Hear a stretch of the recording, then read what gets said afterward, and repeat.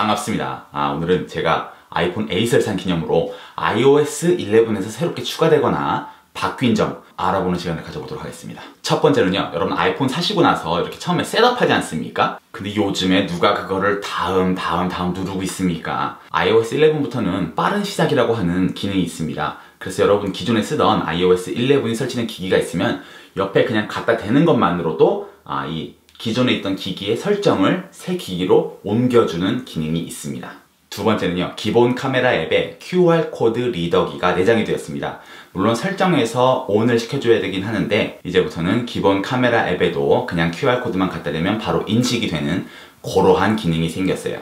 세 번째는 다크 모드입니다. 기존에도 뭐 반전 모드라고 해가지고 흑과 백을 바꿔주는 기능이 있었는데요. 이번에 다크 모드는 사진이나 동영상은 바꾸지 않고 글씨나 바탕 화면만 색깔을 반전을 시켜주는 거라서 훨씬 더 유용해졌습니다. 네 번째는요, 리셋하는 방법이 바뀌었습니다. 기존에는 핸드폰이 뭐 먹통이 됐다거나 할 때 파워 버튼하고 홈 버튼을 꾹 누르고 있으면 이게 자동으로 재부팅이 됐었는데요. 이제는 볼륨 버튼 위아래 그리고 전원 버튼 꾹 눌러가지고 리셋을 하는 걸로 바뀌었습니다. 이거는 아이폰 X이 홈 버튼이 없어졌기 때문에 전체적으로 부팅 방식이 바뀌었다고 하네요. 다섯 번째는요, 일반 웹페이지를 PDF로 변환도 할 수 있고 그 PDF에다가 서명이나 필기도 할 수 있는 기능이 생겼습니다. 사파리로 기사를 보다가 공유 버튼, PDF 생성, 그러면 우측 상단에 펜 모양이 있거든요. 그걸 누르면 뭐 확대도 가능하고 필기도 가능하고 서명도 입력할 수가 있습니다. 여섯 번째는요, 이번 버전부터 사진과 동영상의 기본 포맷이 변경이 됐습니다. 사진은 HEIF라는 포맷이고 동영상은 H.265인데요.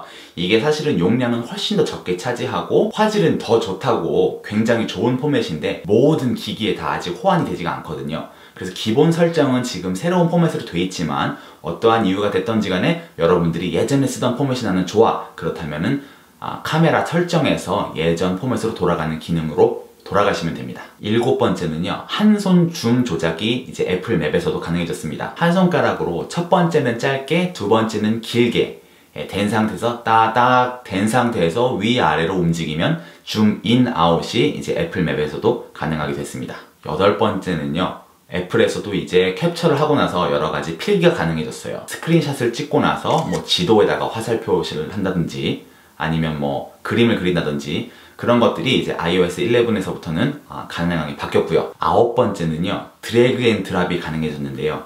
이게 사진을 옮길 때도 그렇고 앱들을 뭐 옆쪽 페이지나 아니면 폴더에 집어넣을 때도 그렇고 그 다음에 글씨를 작성할 때도 이렇게 텍스트를 선택을 해가지고 전체적으로 뭐 위아래로 이렇게 이동하는 기능도 가능해졌습니다. 열 번째는요, 이제 사파리의 주소창에서 직접 항공 편명을 집어넣어가지고 그 항공기에 대한 정보를 바로 알아낼 수가 있습니다. 예전에는 뭐 구글이나 아니면 어플 통해서 이렇게 항공 편명을 검색해가지고 정보를 알아냈었는데 이제부터는 그냥 사파리 주소창에만 쓰면 바로 나오니까 굉장히 편리해졌습니다.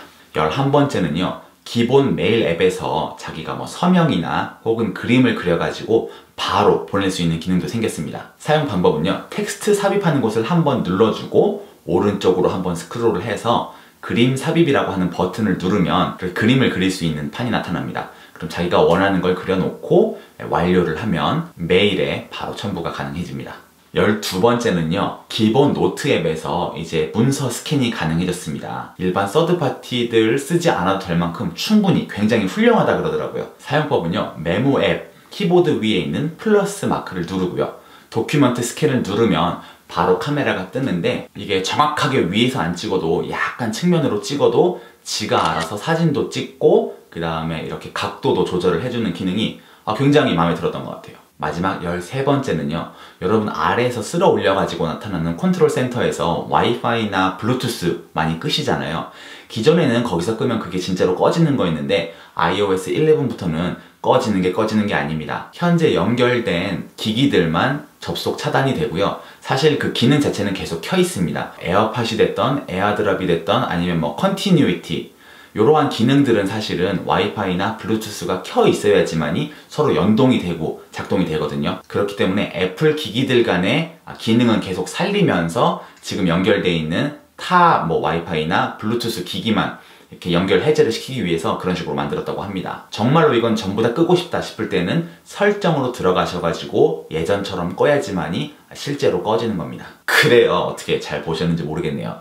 지금 아이폰 8 한 이틀 정도 쓰고 있는데 그닥 바뀐 게 없지 않나. 그럼 여러분 봐주셔서 감사하고 저는 또 다음 비디오 때 뵙도록 하겠습니다. 여러분 안녕히 계세요.